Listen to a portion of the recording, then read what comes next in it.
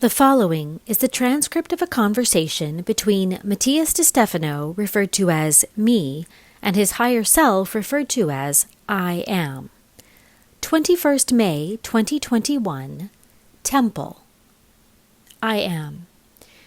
And of all the houses and homes of the world, you live in the home of the Creator Spirit. Me. What is that home? I am. Egypt.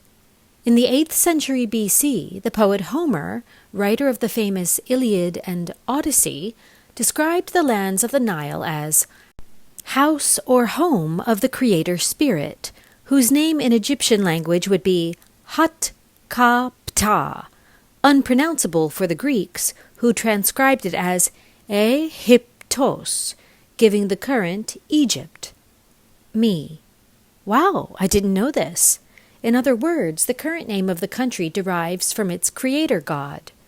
I am. As we said, Ptah, the creator god, would accompany us this week in his essence. This is one of the Nun of Egyptian mythology, one of the first to be created, generated by the cosmos, and therefore is one of the generators of reality. His purpose is to build the worlds, the things we see, that we touch, that we can perceive with every sense, and therefore he was the patron saint of architects, masons, craftsmen, and builders in general. Also known for being god of darkness, since in ancient times it was understood as the densification of light, the materialization of the mind. From this darkness, the first thing that Ptah originated was the very gods of the Egyptian pantheon, arising from their own manifested attributes.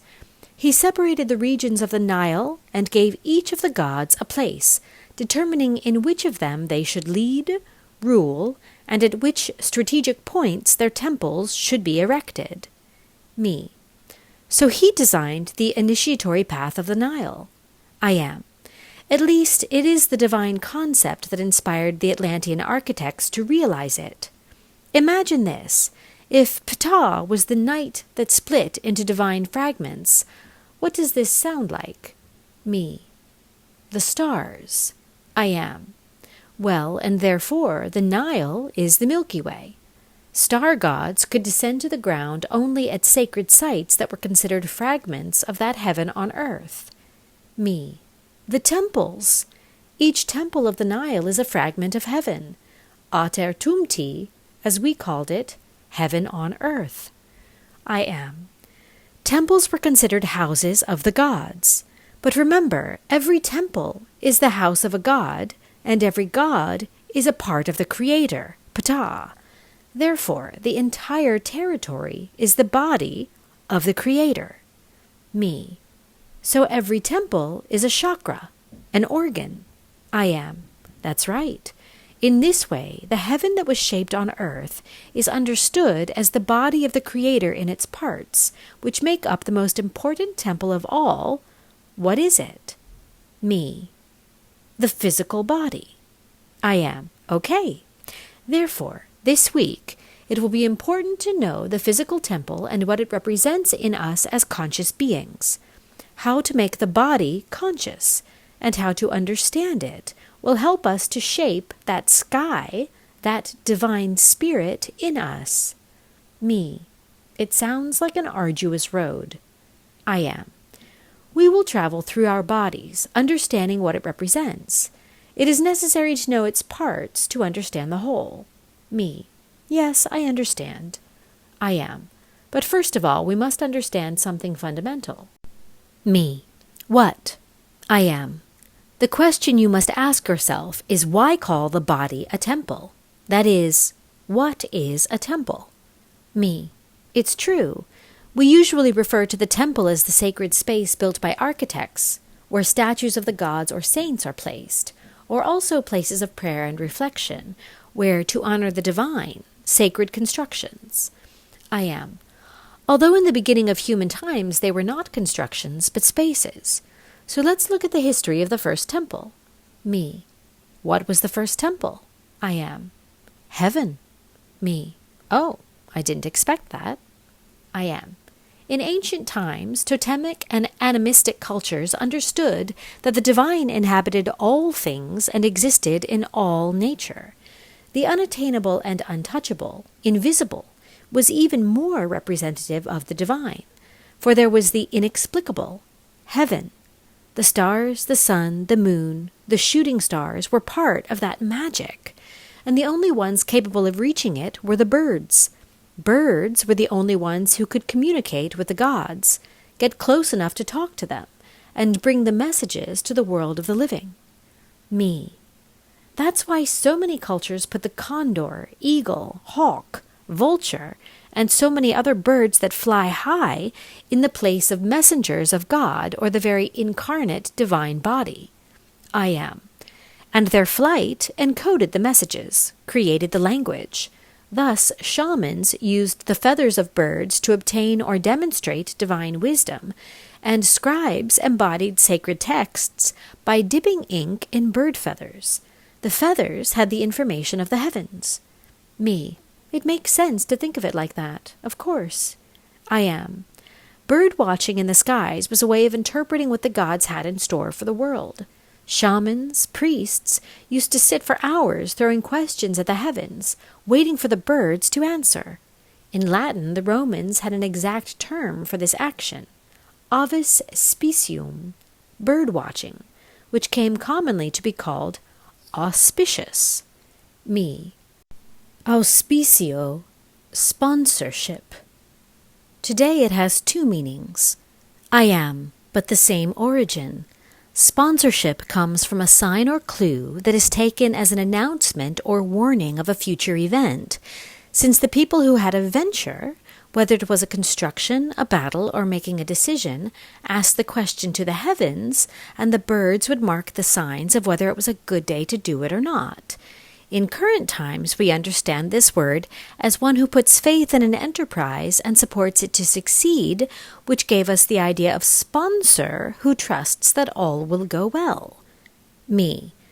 There are words that never cease to amaze me in the strangeness of their origin. I am. It helps to understand what we are based on.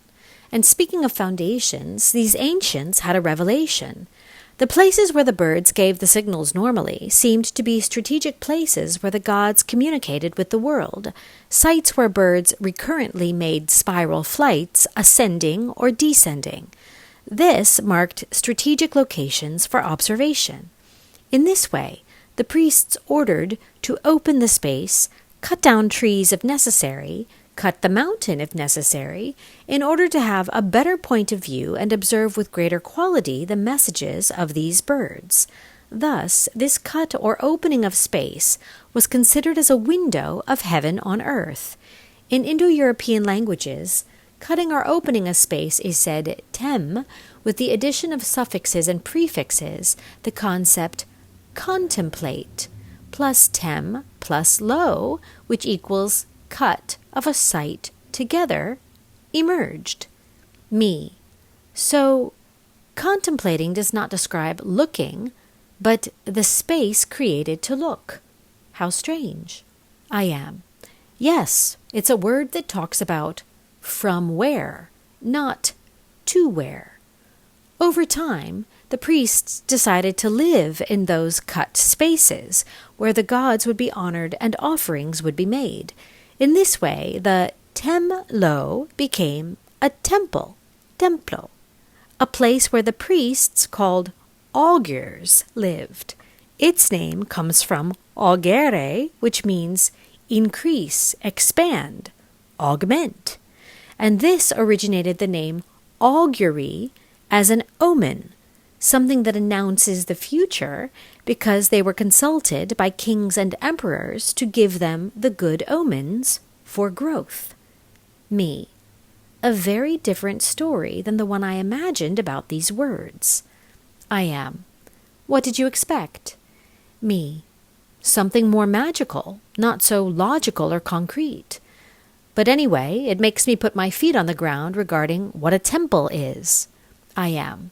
Oh, of course, because temples speak of the materialization of the divine, of putting the feet of the God in the world. Ptah, creator of the gods, established the places and ways in which they would come down to earth, in a way, the way in which his own body would be able to communicate in creation. Spirit then would communicate with matter through these sacred sites, these temples in matter. Your body. Me. What you mean is that, in the same way that tradition says that temples are the spaces in which the heavens descend their message, as a spirit speaks with the body, our consciousness would communicate with us through the organs. I am. And therefore, you need to know the temples that make up your Hat, Ka, Ptah, the initiatory path of your life, the biological body that is the house of the creative spirit that lives in you. Me. My body is the divine temple of my consciousness. I am. And therefore, you must sponsor their messages, and you must augur their development, understanding each part, each site, each fragment of that sky in you, in each of your courts, of your temples. Me. What are they? I am. Along the Nile, various temples connected this body in the Atlantean era, today most of them non-existent after 12,000 years of history. However, some of them remain reconstructed from Egyptian and Greco-Roman times. To understand the body of Ptah, we will visit the temples that still remain standing, such as at Abu Simbel, Philae, Komombo, Edfu, Luxor, Karnak, Dendera, Abydos, Tel El Amarna, Dashur, Saqqara, and Giza. These 12 territories will remind us of the essence of this path, traveling from north to south, descending heaven to earth. Me. And in our temple, what are those 12 temples? I am. You call them biological systems, going through nervous, endocrine, circulatory, respiratory, immune, digestive, excretory, lymphatic, reproductive, osseous or skeletal, muscular, and integumentary, skin. Me. Our biology. I am. And the meaning of it, because these temples that are our bodies are the pillars between heaven and earth, bridges, portals, and windows of communication between the divine and the mundane, manifestation of the soul, will of the spirit. Recognize yourself as the architect of your biology and remember that you are an artist of creation. It is time to understand the temple you have created in order to communicate with the universe that you are. Me. I set out to understand the temple that I am. I am. Open the doors. Gnoti seoton. Me. Know thyself. I am. And you will know the universe.